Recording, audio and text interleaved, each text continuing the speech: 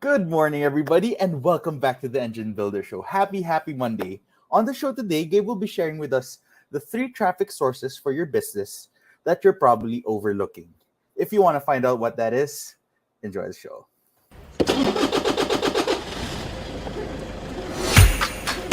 Good morning, everybody. There was always a ton to learn.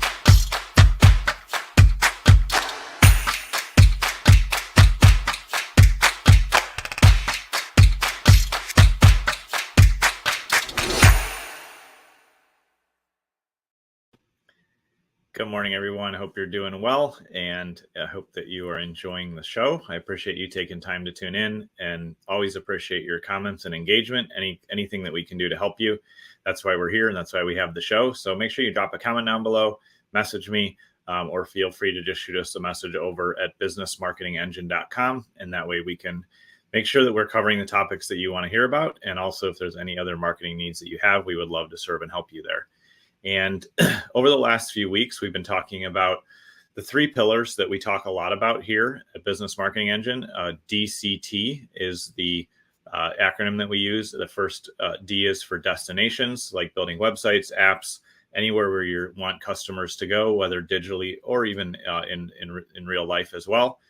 C stands for content, high quality content, whether it's graphic design, videos, written content, any of the content you're putting out there. That's a huge piece of your marketing flywheel that turns your engine. That's why you're here at the Engine Builder Show. We want you to have a marketing engine.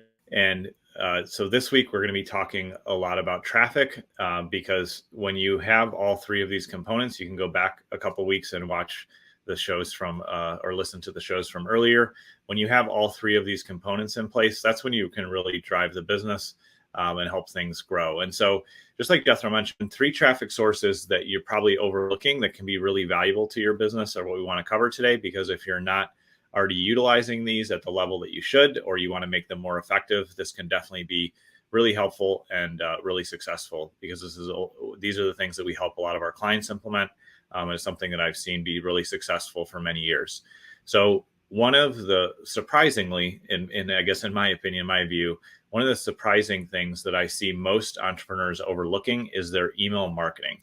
And there's a few reasons for this. One of the reasons is, and I've gone through these phases too, so I'm guilty as well.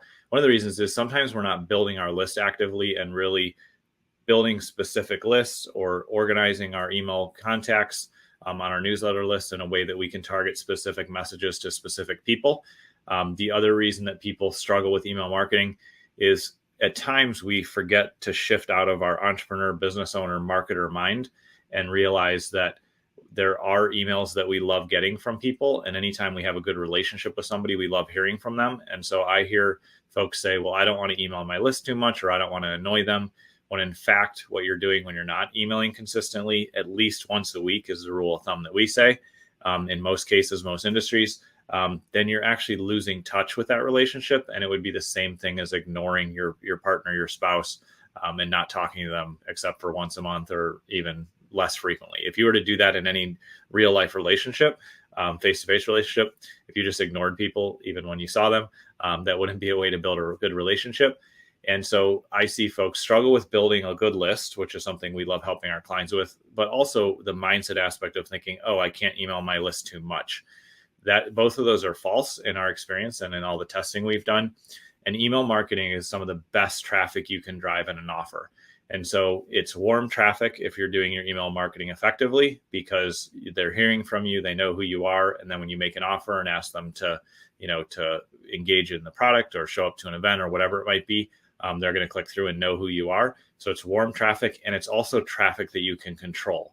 And anytime we can control traffic, that is the goal. That is our ideal, because when we have a controllable traffic source, we can scale our businesses, we can build audiences, we can really have effective traffic on that front.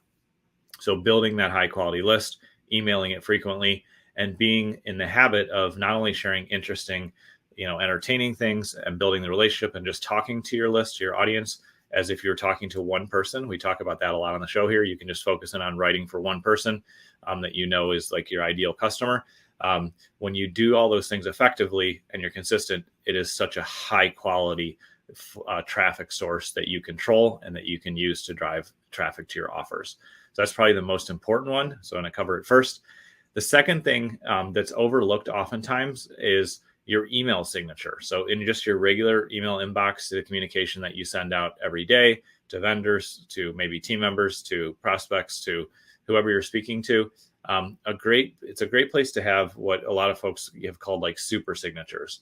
So you can link to, the latest project you're working on. You can link to your services. You can have a link to book to one of your, a call if they want to schedule a call with you.